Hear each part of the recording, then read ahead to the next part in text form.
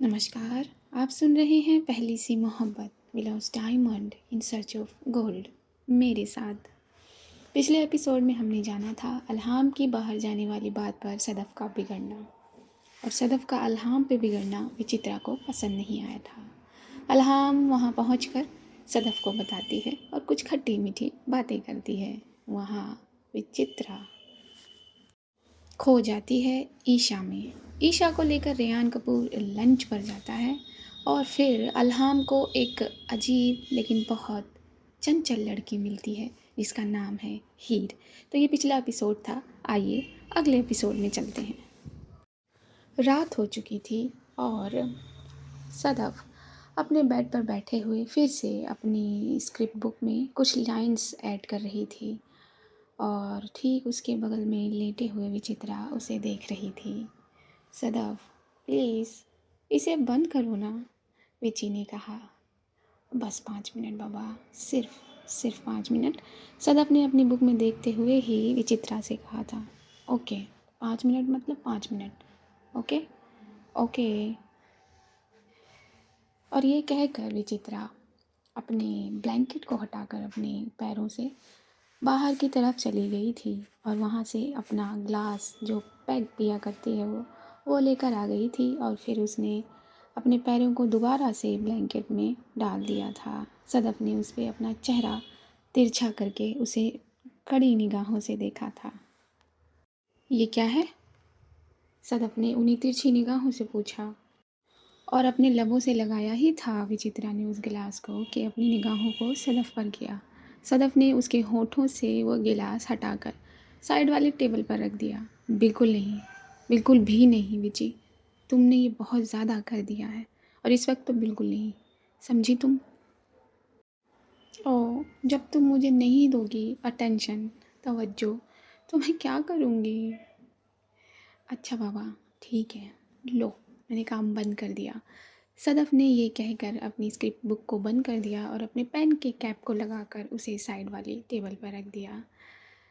विची उसके करीब आ गई। उसने अपना चेहरा सदफ़ के कंधे से लगा दिया और सदफ़ ने अपने उस हाथ से विची का गाल पकड़ लिया जिससे उसने पेन पकड़ा हुआ था और ये दोनों एक दूसरे की निगाहों में देखते नज़र आए थे। देखते देखते विची ने सदफ़ के होठों को पकड़ लिया और उसे चूमते चूमते ये बेड के सिरहाने की तरफ गिरने लगे थे। सुबह संडे की सुबह थी और ईशा अपने बिस्तर पर बड़े ही आराम से सोई हुई थी। तभी उसका फ़ोन रिंग कर जाता है। Hello hello. तो क्या तुम अभी सो रही हो? रेयान कपूर ने फ़ोन लगाकर कहा था। हाँ, आज संडे तो थोड़ा तो लेट से उठने का हक है ना मेरा, ईशा ने कहा था। बिल्कुल हक है, तुम्हारा तो हर चीज़ पर हक है, रेयान ने यहाँ फ्लर्ट करना चाहा था। अच्छा, हाँ भाई, बिल्कुल ठीक है। ईशा, क्या मैं तुम्हारे पास आ सकता हूँ? रेयान की बात पर ईशा खामोश हो गई थी। सुबह सुबह अभी तो वो अपने बिस्तर से भी नहीं उठी थी। ठीक है, तुम लंच पर आ जाओ, ईशा ने कहा।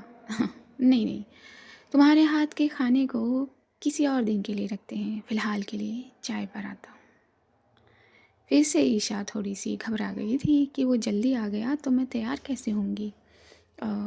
ठीक है, तुम अपना टाइम ले लो, मैं थोड़ी देर में आता हूँ। करीबन 2 घंटे बाद रेयान ने उसकी इस चिंता को दूर कर दिया था।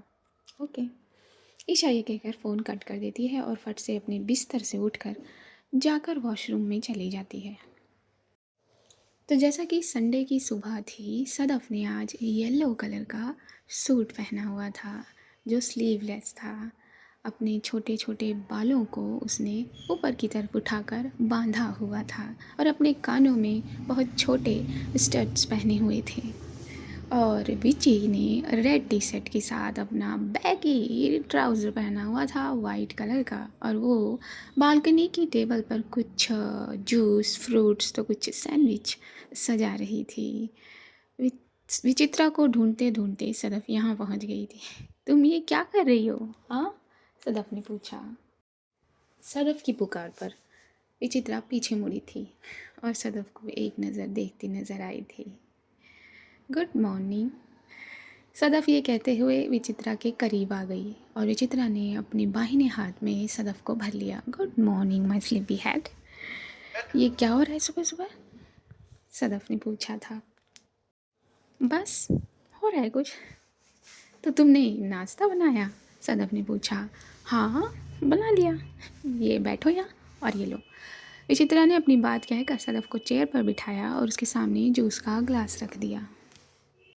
ग्लास को अपने हाथ में लेते हुए सदफ मुस्कुरा दी थी। उसका चेहरा चमक गया था खुशी से।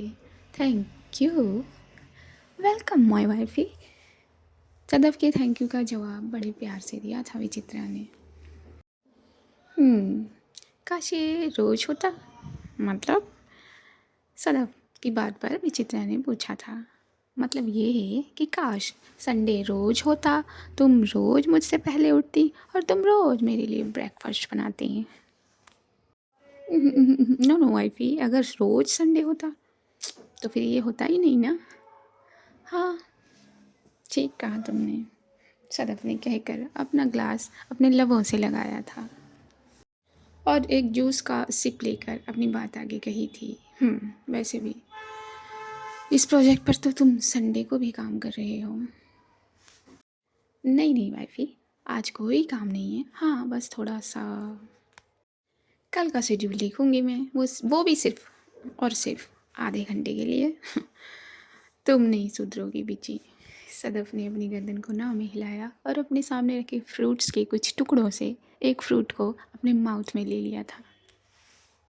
यहाँ रेयान कपूर ईशा के पास पहुँच गया था और ये दोनों चाय लेकर सोफे पर बैठे हुए थे और ये दोनों अपनी डायलॉग्स की रिहर्सल कर रहे थे। रिहर्सल के दौरान रेयान को भी यही लगा कि ईशा इन्वॉल्व नहीं है। वो आई कांटेक्ट बनाकर अपनी बात नहीं कहती, तो वो उसे समझा रहा था। ईशा फिर से नासमझी में ये कह रही थी कि ये मुझसे नहीं होगा। देन रेयान कपूर उसके करीब चला जाता है।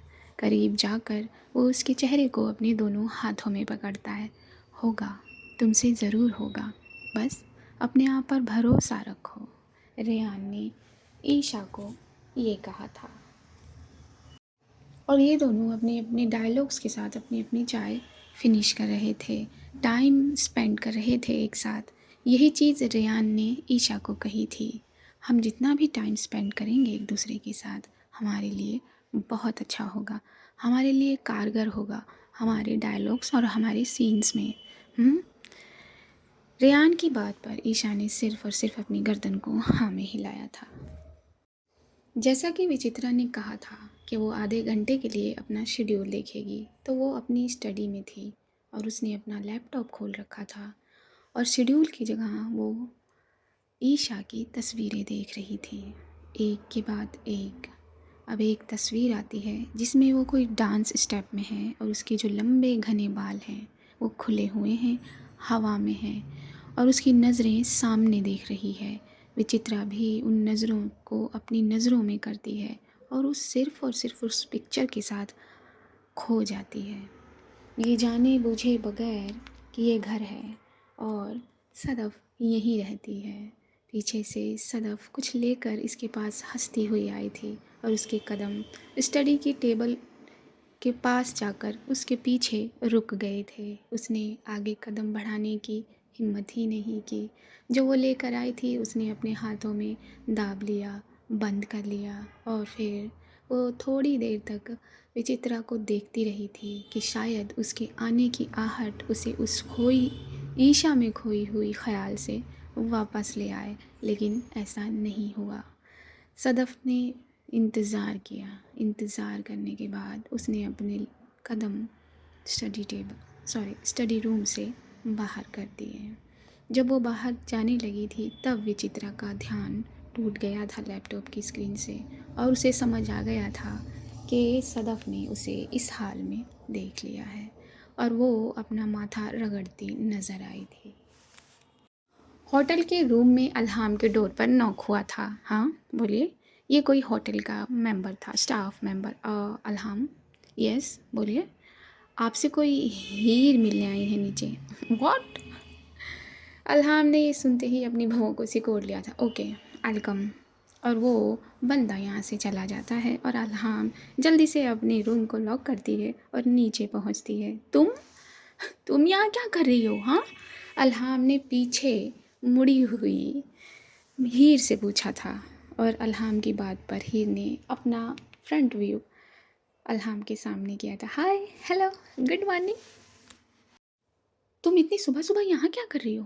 सब कुछ ठीक तो है ना? अल्हाम ने पूछा। हाँ हाँ, बिल्कुल ठीक है, बिल्कुल ठीक है, हीर ने जवाब दिया था अपने ही अंदाज में। अच्छा, एक बात पूछो तुमसे। क्या? मेरी याद आई कि नहीं आई?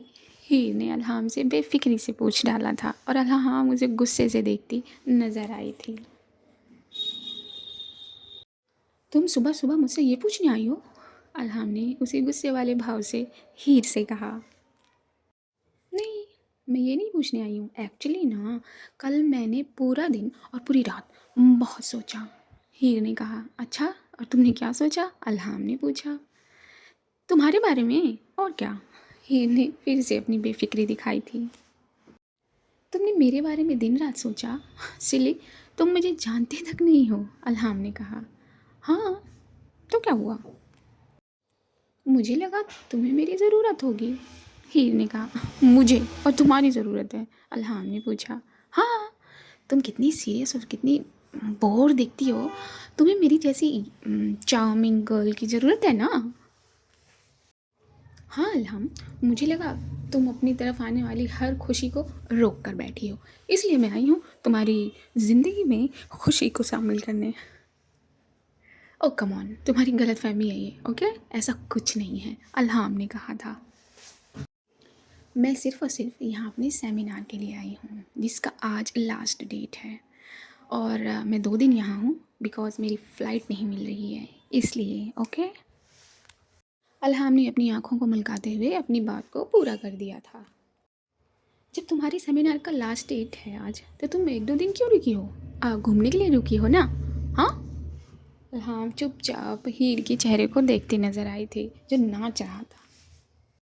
बिल्कुल नहीं, फ़्लाइट नहीं मिली। मैंने कहा ना, फ़्लाइट नहीं मिली, इसलिए मुझे रुकना पड़ा, अल्हाम ने कहा। देखा, मैंने कहा था ना, तुम कितनी बोर हो। हाँ, तुम सिडनी आई हो और 2 दिन यहाँ सिर्फ अपने होटल रूम में पड़ी रहोगी? हाँ? ओह कम ऑन, हीर ने कहा था। हीर, तुम इतनी जल्दी किसी पर यकीन कैसे कर सकती हो? मैं तुम्हारे साथ कुछ भी कर सकती थी कल, कुछ भी। जी नहीं, तुम मेरे साथ कुछ नहीं कर सकती थी, समझी तुम? हीर ने कहा था अल्हाम की बात पर। अच्छा, और तुम ये जानती हो? अल्हाम ने पूछा। हाँ, बिल्कुल जानती हूँ, क्योंकि तुम्हें गट्स ही नहीं है कुछ बुरा करने के। हीर फिर से अपनी बेफिक्री से अपनी बात कहकर सीधी खड़ी हो गई थी। तुम 2 दिन के लिए यहाँ हो और तुम घूम नहीं सकती हो, और तुम कह रही हो तुम उल्टा सीधा करोगी? Come on. Okay Baba, okay, तुम ठीक हो, अब यहाँ से जाओगी, क्योंकि आज मेरा सेमिनार है, मुझे जाना है। ओके? अल्हाम ने कहा था। हाँ हाँ, जा रही हूँ। सेमिनार के बाद तो तुम फ्री हो ना? और कल और परसों तो बिल्कुल ही फ्री हो। अभी तो बताया ना तुमने, और हम घूम सकते हैं इतने दिनों में। हीर अपनी बात कह रही थी और अल्हाम अपने दोनों हाथों को सीने पर बांधे उसे देख रही थी। अब तुम मेरा मुंह क्या देखने लगी हो अल्हाम? हाँ? अच्छा बाबा, ओके, फाइन। अब तुम जाकर मेरा वेट करो बाहर, मैं आती हूँ अभी। क्यों, अब तुम्हें कहाँ जाना है? हीर ने पूछा। अरे बाबा, कपड़े तो चेंज कर दो, या ऐसे ट्राउज़र में चलूँ तुम्हारे साथ? हाँ, चल सकती हो, डोंट डोंट वरी, तुम ठीक लग रही हो। हीर इतना ही कहती है कि अल्हाम उसकी बाजू पकड़कर उसे बाहर की तरफ धकेल देती है और वह बड़बड़ाती हुई बाहर की तरफ चली जाती है, ये कहकर ओके आई वेट। और अल्हाम अंदर चली जाती है अपने कपड़ों को बदलने के लिए। यहाँ ऑफ़िस जाने के लिए विची तैयार हो गई थी और उसने देखा कि सदफ़ का बैग भी तैयार है, तो उसने सदफ़ से सवाल किया, तुम्हारा बैग रेडी है? तुम कहीं जा रही हो क्या? सदफ़ ने इसकी तरफ आते हुए कहा। हाँ, ऑफ़िस जा रही हूँ। विचित्रा चौंक गई थी सदफ़ की इस बात पर, और उसने अपना पूरा रुख सदफ़ पर कर दिया था। हैरान लग रही थी अपने चेहरे से। ऐसे क्या देख रहे हो विची? ये कोई नई बात तो नहीं है? मैंने सोचा आज मैं तुम्हारे साथ चलती हूँ और देखती हूँ कि तुम्हारी रिहर्सल कहाँ तक पहुँची है, सदफ़ ने अपने बैग में कुछ स्टेप्स रखते हुए कहा था। ठीक है, चलो। विचित्रा ने मुंह उतार कर कहा था। तो क्या तुम नहीं चाहती कि मैं तुम्हारे साथ ऑफिस आऊँ? सदफ ने उसके उतरे हुए मुंह को देखकर पूछा था। अगर ऐसा है विची तो तुम कह सकती हो। अगर तुम कहोगी कि मैं नहीं जाऊँ तो मैं नहीं जाऊँगी। नहीं, मैंने ऐसा तो नहीं कहा, विचित्रा ने कहा। मैं बस थोड़ी सरप्राइज़ हो गई थी, विची ने कहकर अपने होठों को थोड़ा सा इधर उधर किया। अच्छा, आई होप कि ये सरप्राइज़ तुम्हें अच्छा लगा होगा, खुश किया होगा तुम्हारे दिल को, सदफ ने पूछा था। हाँ हाँ बिल्कुल, ऑफ कोर्स। विचित्रा के ये कहते ही खिलखिलाकर हंस चुकी थी सदफ, और वो उसके चेहरे को देखकर अपनी हंसी को आगे बढ़ाती चली जा रही थी, और विचित्रा उसे हैरानी से देख रही थी कि इसे क्या हुआ। मैं मजाक कर रही हूँ विची, सदफ ने हंसते हुए कहा था। रिलैक्स विची, मैं तुम्हारे साथ नहीं जा रही हूँ, मैं अपनी दोस्त से मिलने जा रही हूँ। विचित्रा इस बात पर थोड़ा गुस्सैल नज़रों से देखती नज़र आई थी। तुम मजाक कर रही थी या फिर मुझे क्रॉस चेक कर रही थी? विचित्रा ने पूछा, और उसके सवाल पर हैरानी से सदफ ने उसे देखा था। क्या मुझे तुम्हें क्रॉस चेक करने की ज़रूरत है? सदफ ने पूछा था। मालूम नहीं, हो भी सकती है, विचित्रा ने उसकी बात का ये जवाब दिया था। मैं जा रही हूँ, अगर तुम्हें चलना है मेरे साथ तो चलो। विचित्रा ने यह कहकर अपने कदम बाहर की तरफ बढ़ाए थे, और उदास हो गई थी सदफ, उसका चेहरा उतर गया था। नहीं, तुम जाओ, मैं चली जाऊंगी, सदफ ने ये कहा, और अपना बैग लेकर वो अंदर की तरफ बढ़ गई। विचित्रा टाइम पर, बिल्कुल टाइम पर अपने ऑफिस पहुंच गई। ऑफिस पहुंचकर वो अपने कैबिन में गई। वहाँ उसका असिस्टेंट राहुल था। क्या हुआ राहुल, अभी तक रिहर्सल शुरू नहीं हुई? विचित्रा ने पूछा। वो बॉस मेन लीड ही गायब है, तो रिहर्सल स्टार्ट कैसे होगी? राहुल की बात पर तिरछी निगाहों से देखा था विचित्रा ने उसे। क्या मतलब है तुम्हारा? विचित्रा ने पूछा। मेन लीड बॉस, ना रेयान कपूर यहाँ है ना ईशा। व्हाट? हाँ, और ईशा को कॉल लगा लगा कर हम थक चुके हैं, वो हमारा कॉल ही रिसीव नहीं कर रही। क्या क्या कह रहे हो तुम? विचित्रा ये कहकर अपने टेबल पर अपना पेन ज़ोर से पटकती है, और सारे जो उसके हाथ में फाइल्स थी पेजेस की, वो भी उसे जोर से पटकती है टेबल पर, जिससे वो पूरा बिखर जाता है। रेयान कपूर, उसे कॉल लगाओ। बॉस, वो भी फ़ोन नहीं उठा रहा है। क्या? ये सभी रेयान कपूर का डरा हुआ है। थोड़ी सी सक्सेस मिलती नहीं कि आसमान पर जाकर बैठ जाते हैं। मैं देखती हूँ इन दोनों को। ये कहकर विजय अपनी टेबल से खड़ी हो जाती है और अपना फ़ोन अपनी जेब से निकालती है। वो ईशा को कॉल लगाती है और ईशा उसका कॉल उठा लेती है। कहाँ हो तुम? मैम, मैं क्या वो मैम, हाँ कहाँ हो तुम? तुम्हें रिहर्सल पे होना चाहिए था, तुम्हें बताया गया है ना, ATM शार्प। यहाँ विचित्रा लाउड होती नज़र आई थी ईशा पर। सॉरी मैम, सॉरी वॉरी कुछ नहीं, अभी के अभी स्टूडियो पहुँचो। और ये कहकर विचित्रा फ़ोन कट करके वापस अपने टेबल पर पटक देती है और अपने हाथों को कमर पर रखकर बड़ी बड़ी सांसें लेने लगती है। तो ये था आज का एपिसोड। कैसा लग रहा है एपिसोड, कैसे लग रहे हैं सब, ये कमेंट करके बताइए। लाइक कर दीजिए, दिल करे तो सब्सक्राइब भी कर लीजिए। मैं तो कहकर थक चुकी हूँ। बाकी see you at the other side. नमस्कार।